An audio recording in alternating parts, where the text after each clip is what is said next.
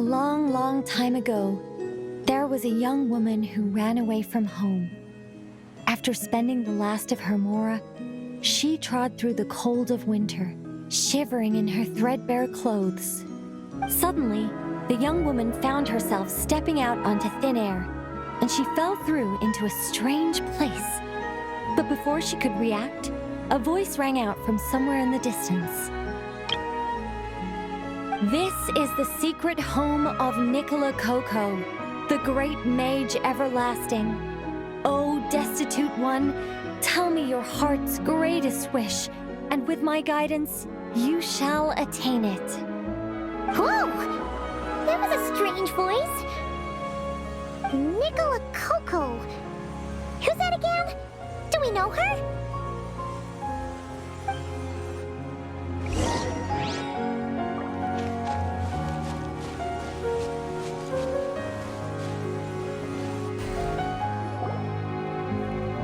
The young woman was in awe of the mage's magnificence and beauty. After a lengthy silence, she solemnly declared, "O great mage from afar, how beauteous and wise you are! The moment I beheld you, my heart began to flutter. All my heart desires now is to make your wishes mine." The subtlest of smiles appeared on the mage's face as she replied, "Very well. Then I shall task you with performing certain deeds on my behalf, such as those that are within your ability. Your guide is here, and your reward awaits you in the days to come." Guide? Does that mean this glowing orb?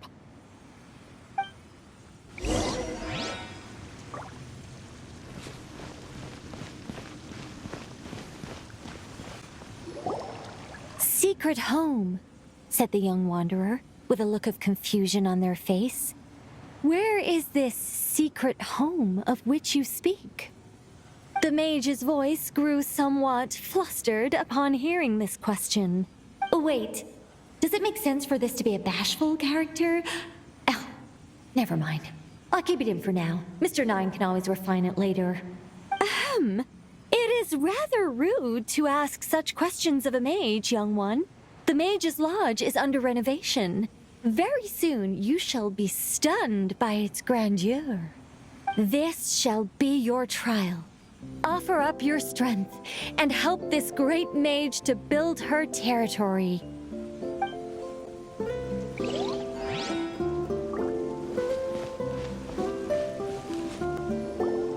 As the young woman continued forth, she noticed many exquisite statues dotting the mage's territory. "What are these?" she asked, puzzled. "These are all those who opposed me. They underestimated the power of a mage, and thus were turned to stone." I quite like that. A spur-of-the-moment addition, but dare I say it was a good one. A mage ought to be a powerful and dangerous figure. Danger lends a certain mystique, and without mystique, the world would be a very dim place. But turning people to stone at the drop of a hat? Is that too over the top? And no one wants to be around someone that capricious. Okay, I think I'll dial it back and turn it into more of a vague warning. Upon hearing this, the youngster broke into a cold sweat. But then, the mage's laughter broke the silence. "Did you fall for it? I was merely joking. These statues are just my way of capturing a certain moment in time. Anyway, statues, that's what I need your help with. The Mage's Lodge is feeling a little empty, and I should like to fill the space with some more adorable companions."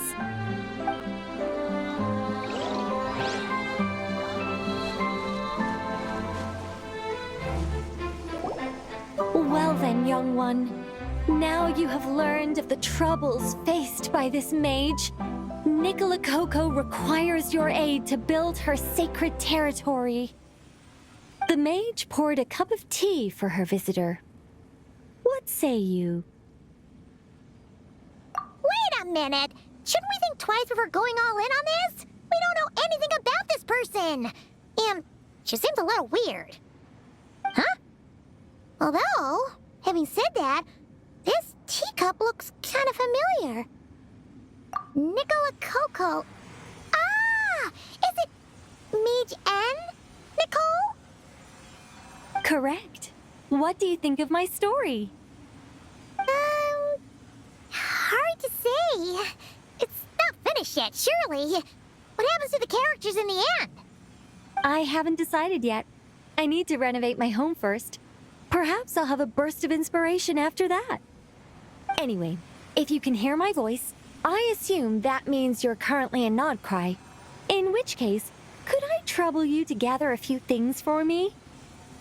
Exactly. I'm thinking of building a few more statues to decorate my home, but I'm lacking inspiration at the moment.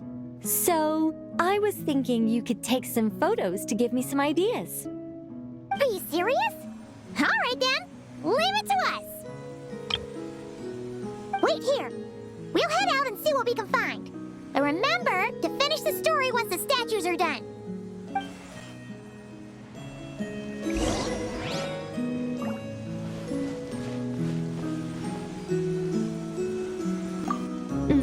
The mage's story is starting to take shape.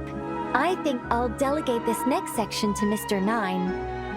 A great mage is defined above all by her beauty and powerful presence. Perhaps an exaggerated laugh might help her stand out more. It looks like someone has been bewitched by the power of the great mage everlasting. Is that laugh too annoying? No, it'll be fine. It's all in writing anyway. No one will hear it out loud. My renovation plan is complete. But where to start? Everyone knows you can't just conjure a house out of thin air. Or could I? Alchemy could work. The only raw materials I need are bricks and wood. Yes, I'll go with that. Far easier than building everything by hand. A mage's home has to look very different from an ordinary house. I'm just not sure what that means in practice. One thing's for certain, though. It has to be an ancient, mysterious, and otherworldly place that will endure for hundreds, even thousands of years. Yes, that's good. Just what people would expect from a mage, although in truth, it's not so much me capturing moments in time as moments in time that have captured me. Well, don't just stand there. Go complete the task that the great mage has assigned. And remember, I don't want to see anything dull and dreary. I need photos that are bursting with life, so I can capture the soul and character of the subject. Don't be thinking that carving a statue is just about shapes and proportions. The most important thing is to capture the spirit of the subject in the moment the photograph is taken. All right, got all that?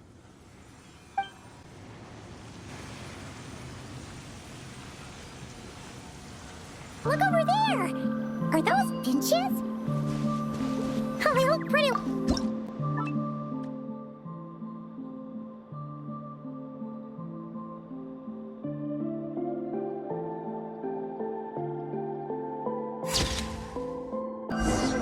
Let's see... Where should we go for the next photo? Oh! We saw a squirrel statue earlier, didn't we? Do you think Nicole likes squirrels? Let's snap a few photos to take back.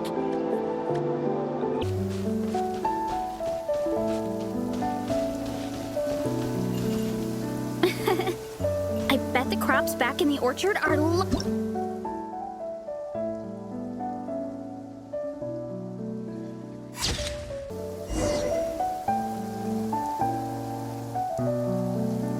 A mandragora?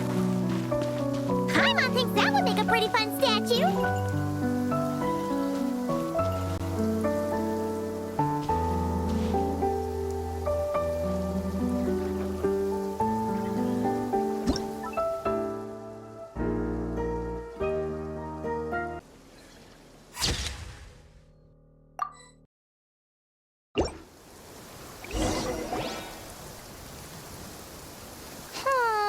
Some of these shots are pretty good, but we didn't get any from the front.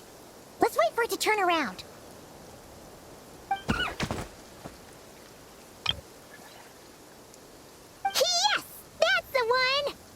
the money shot. Ah! Help! Oh, that was scary. I wasn't expecting it to jump us like that. Go on, Traveler. You got this.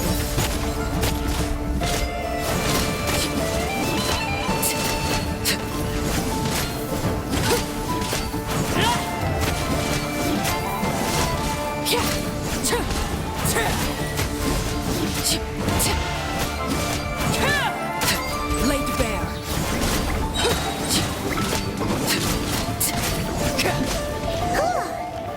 That should do it. Paimon's kept all the pictures safe. Let's go back to see Nicole. Time to roll.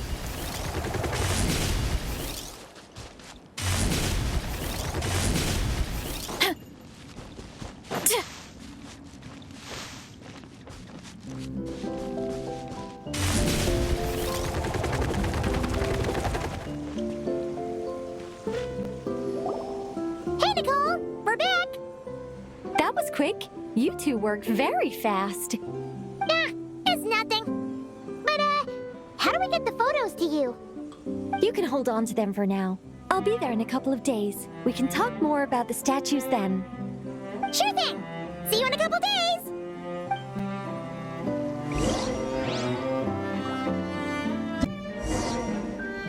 Strength is one of those things where you gotta use it or lose it.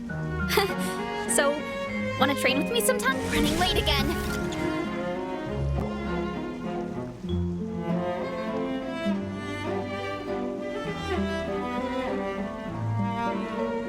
Just who I wanted to see.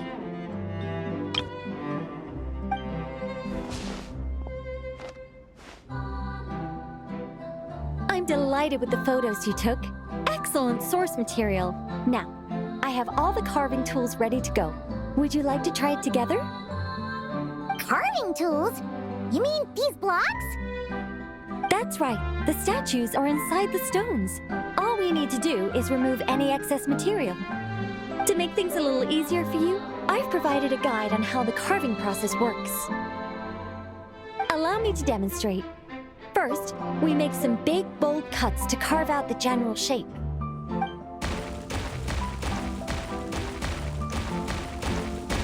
The numbers on the stones represent the amount of material you need to keep in a given column. So, first we do this, and then this.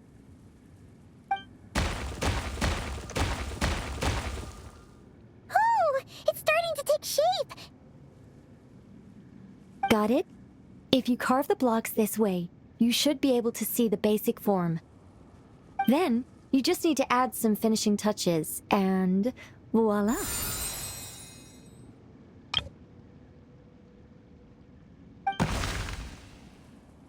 Wait, what? It suddenly changed in the blink of an eye. How'd you do that? A great mage doesn't reveal her secrets that easily. Just behold and be amazed. You got the basic carving process down, yes? Focus on that and leave the finishing touches to me. Much obliged. All right, let's give this a shot. What the? This is way more difficult than the one you walked us through. Hmm? Oh, sorry, wrong one.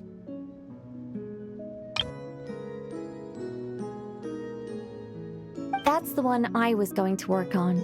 Yours is over here. Whew, well that's a relief.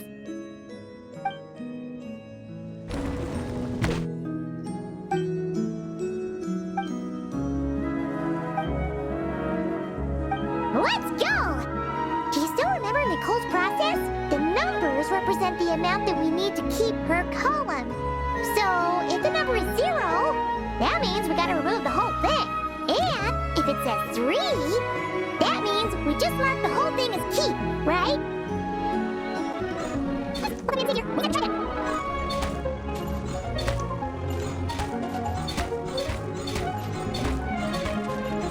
Let me figure. We gotta try it.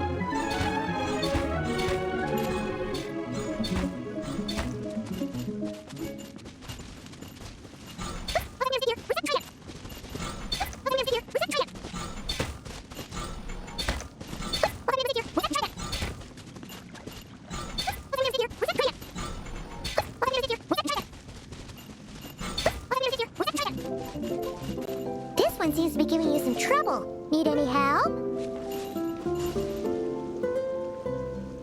Okay.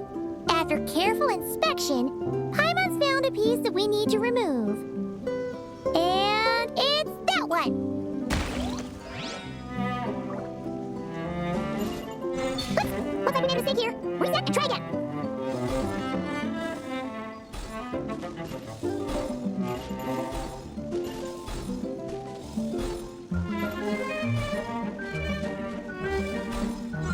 This one seems to be giving us some trouble. Oops! Looks like we made a mistake here. Reset.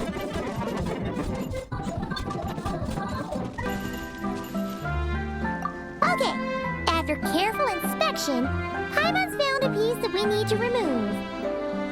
And it's that one!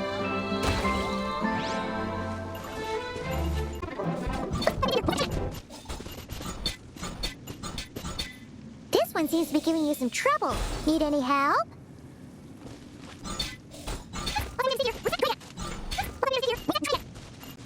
Okay. After careful inspection, Paimon's found a piece that we need to remove. And it's that one! Now, we just need Nicole to add the finishing touches.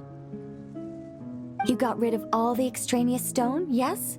Let me take a look.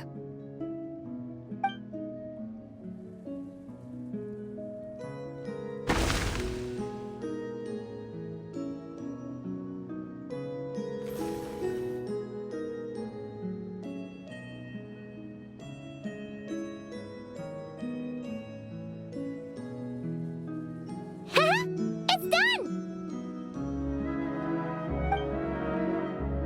Whoa! It's the Mage's Lodge! When did that get there? Is this the power of a mage? The young visitor's voice was filled with wonder. I am truly amazed. Aha! Finally, the story continues. So, what happened to the mage and her young visitor? They lived happily ever after. The end. Huh? Tough customers, huh?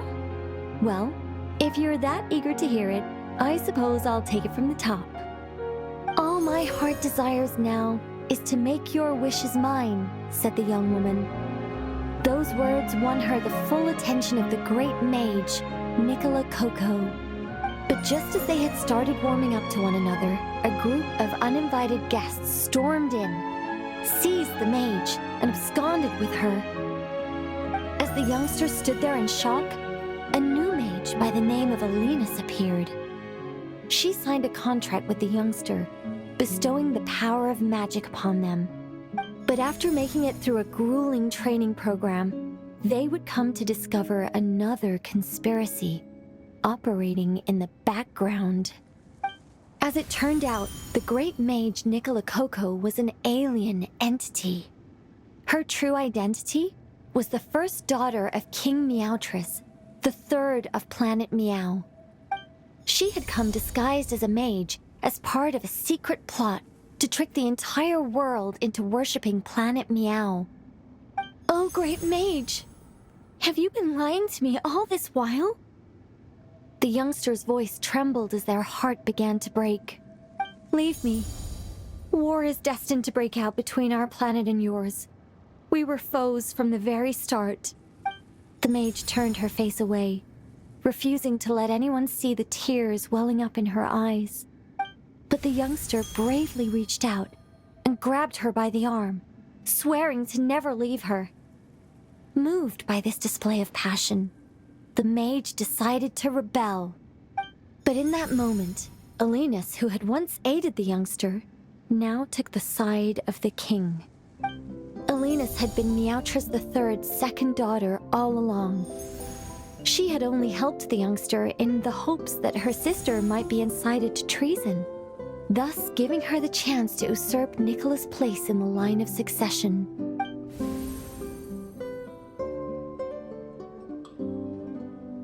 Anyway, that's the gist of it.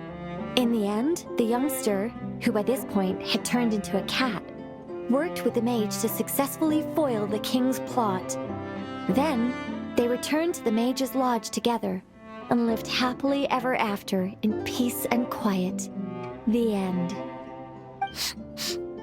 That was amazing! This story has everything! True love, rebellion against injustice. That can't be helped. All creations escape the controlling grasp of their creator eventually. We angels are a case in point. Once, we were tasked with guiding human beings, but because some of us chose a different path, our entire race was punished. If even the heavenly principles can't fully control their own creations, what chance do I stand? Fate is always ineffable, and yet, I still hope I can guide those I meet towards a happy ending to their tale. That applies to characters in my stories as well. Anyway, the story's over now, and I'm running a little low on energy. Next time I've got a good story to tell, I'll share it with you, all right?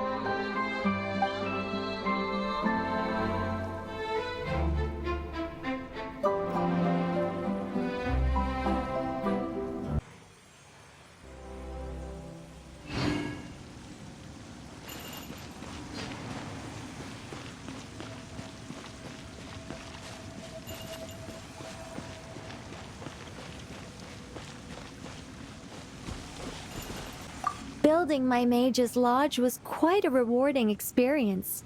But as everyone knows, any mage worth her salt owns more than one garden. It's time to pick a new location, I think. There is actually a very simple reason for it. If I only ever built one home, I might have to wait forever before someone stumbles in by mistake. Not that I'm looking to build a bustling tourism hotspot or anything, but it would be a little embarrassing if no one ever visited at all. It'd be a bit like spending days preparing for an extravagant birthday banquet, only for no one to show up on the day. And that is why I must expand my territory. A mage's power and might must be witnessed by the outside world, if only once in a while. Building my mage's lodge was quite a rewarding experience. But as everyone knows, any mage worth her salt owns more than one garden. It's time to pick a new location, I think. There is actually a very simple reason for it. If I only ever built one home, I might have to wait forever before someone stumbles in by mistake. Not that I'm looking to build a bustling tourism hotspot or anything, and that is why I must expand my territory. A mage's power and might must be witnessed by the outside world,